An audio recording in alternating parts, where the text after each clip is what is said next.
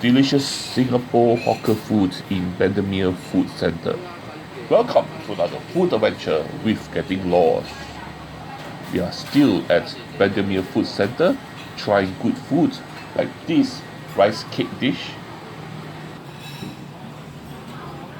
these very affordable breakfast items,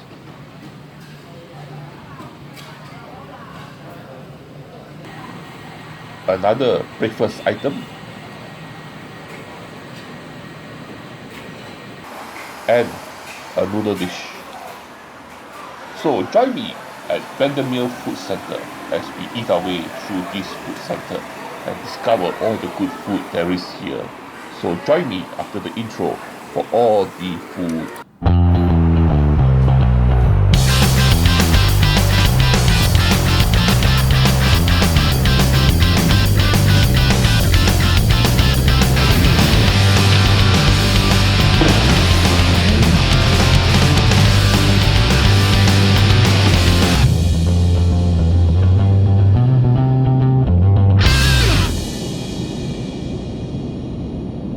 Welcome back to Bendemeer Food Centre. This is the food centre that we're going to eat the food at, and this is also the area where the Smartlocal and Eatbook, right behind those buildings, their offices are there. So we are actually in their territory. Anyway, let's get down to eating, and the first place we are eating at is this place called Singapore Bao. Yes, this place is called Singapore Bao, but they don't serve bao. No bao seen there, except for on the pictures. What they do serve is lo mai kai, which is a glutinous rice, and siu mai, which is a pork dumpling. And they only open for breakfast. I think around 10 a.m. they are sold out. So you want to eat this, you do have to come early. And here is the item itself. The glutinous rice cost me $1.80, and the siu mai, which is the pork dumpling, cost me 50 cents each. And that's a deal because you cannot find these prices anywhere in Singapore, or very hard to find. And if you buy those factory bought one, it will cost you much more. Overall, the glutinous rice is healthy, not oily, but it's okay. It's quite tasty, and the siu mai is also not too bad, quite reasonable size for 50 cents, and quite cheap too, and a good start for your day, a good breakfast.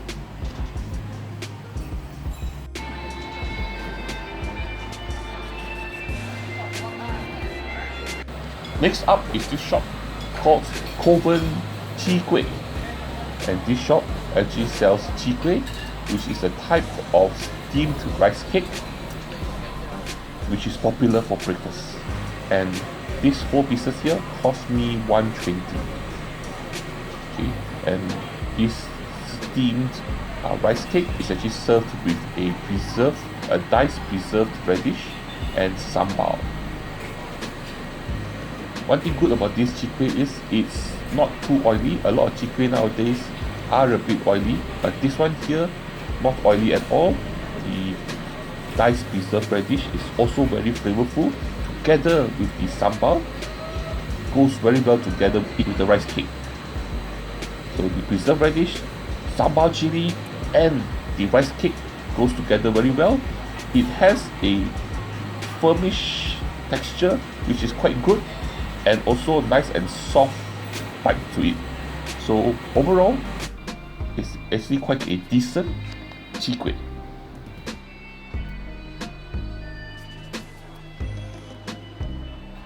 Up next is this shop called 29 Delights. It's well known for making curry chicken. You can eat with rice, but since I came here during the breakfast time, I decided to take lontong instead. So this is lontong. It cost me $3.40 if I'm not mistaken. So you have a very nice and flavorful vegetable curry together with vegetables, which is cooked together, stewed together, and you serve it together with rice cakes. or lontong. Okay, so the lontong itself is at the bottom. Then you also have some sambal. First thing is the curry itself. The curry, they do it very well. It's very flavorful and it goes very well with the lontong. And another surprising thing is the vegetables itself. They stewed it for quite a long time, but it's still nice and crunchy and goes very well with the curry. So you have all types of different types of ingredients here, and the curry here is good. And up next is this shop called Ton Mee. Yes, eating here makes you wonton heavy. Now they actually sell wonton noodles, but because of the name, I decided to give it a try. Which, ironically, I didn't eat their wonton noodles. What I did try was their Sarawak Mee, and this is a dish itself. It cost me $4, and it comes with noodles and a side of soup. First of all, the noodles itself is nice and firm, which is a good thing, and for $4, this is a really huge portion size. The minced meat has a pork lard in it, and it goes well with the noodles. Just that I felt that there is not enough minced meat. If there was a bit more, it would be nicer. The noodles and the minced meat itself is nicely seasoned and a bit peppery. And the pork lard itself, once in a while, does give a nice little crunch. But the pork lards are actually in very small pieces. But one thing really good here is the sambal. The sambal in these noodles here goes extremely well with the noodles. It actually is a surprising thing and makes the noodles really tasty. So if you are down here, give it a try. And next door to the wonton mee is this shop called AAA Pancakes. So you can buy a variety of different types of pancakes, and if you buy a small one, which is on the second row, it costs you 80 cents for one pancake. The pancakes are actually made freshly in the store itself, as you can see now. And I decided to take away some of the pancakes. So I took away two types. I ordered peanut and red bean. So this is the pancake itself. The pancake itself is the pancake by itself is slightly sweet. Nothing really special. It's not crispy or anything. It's just nice and soft. But what's interesting is the filling itself. If you have the peanut pancake is full of peanuts. So peanuts and sugar. But look at that, filled to the brim with peanut. And if you have the red bean, it's the same, but the texture of the red bean, it's really nice and gooey and thick, and it's like, yeah, it has a very nice gooey and thick texture that is similar to like eating chocolate, but this is red bean. So I really like the texture of the filling of the red bean itself, which is really good and delicious and yummy. Up next is this shop called Amigo, and this shop is another shop that actually closed early. So if you do want to eat here, you do have to come here during breakfast time or really early lunch to eat here. If not, they'll be closed. And for those of you who don't know, Amigo is actually Spanish for friend. Anyway, so from this store, what I ordered was the mushroom minced pork noodles. It cost me $3, which is the cheapest one. And surprisingly, this noodles itself, what's really different about this is when you eat the noodles itself, you actually have a cilantro aftertaste to the noodle itself, which is slightly different than what when you eat other types of minced pork noodles. And the soup is also good. It's nice and peppery, and then the noodles are well seasoned, right amount of moisture. It does look dry here, but when you eat the noodles, it's still quite nice and moist. The noodles are a bit overdone, but overall still a very enjoyable bowl of noodles. Yummy! And surprisingly, we are back at Boon Keng MRT station on the northeast line, which is the purple line. And now we're going to head to exit C because we are going to go to a different place to eat something else. So exit C is actually a really long hallway. So after you get out of the gantry, you turn right and you walk down this hallway all the way to the end. Yes, don't stop, walk all the way to the end, and at the end here, the exit is exit C, and you can actually see the escalator now.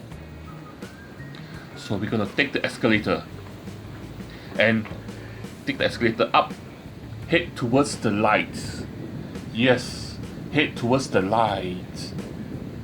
You should always head towards the light, especially if you are in a coma or you are drowning.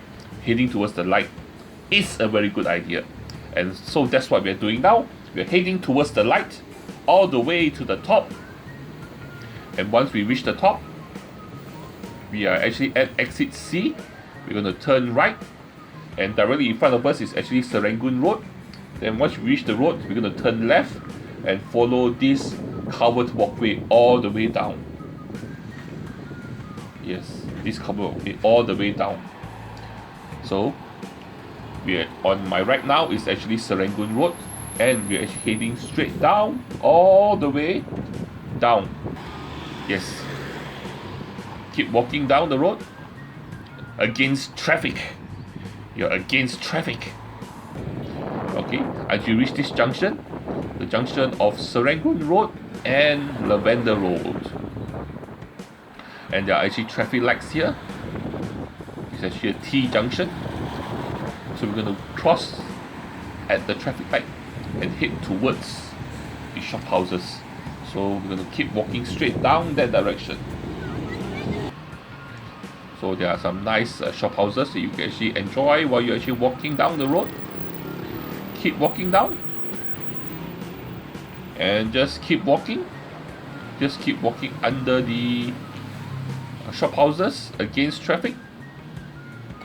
And at the junction of Serangoon Road and BT Road, there's this coffee shop called Sing Wang Coffee and Tea House. And in this coffee shop, there's a shop that we're going to eat our next meal at. And the name of the shop is called Original Serangoon Fried Hokkien Mee. And this is a very old school shop. And they only open for early dinner till supper. So at this corner here, that's the shop itself, and we're going to eat Hokkien Mee. I was a bit greedy this time, so I actually ordered the $8 portion, and this is the noodles itself. Yes, so you have Singapore Hokkien fried prawn mee.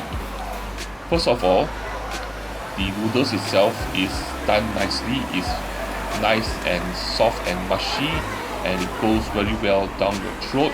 The seafood itself is fresh, but you can tell that it's actually cooked separately, not together with the broth itself.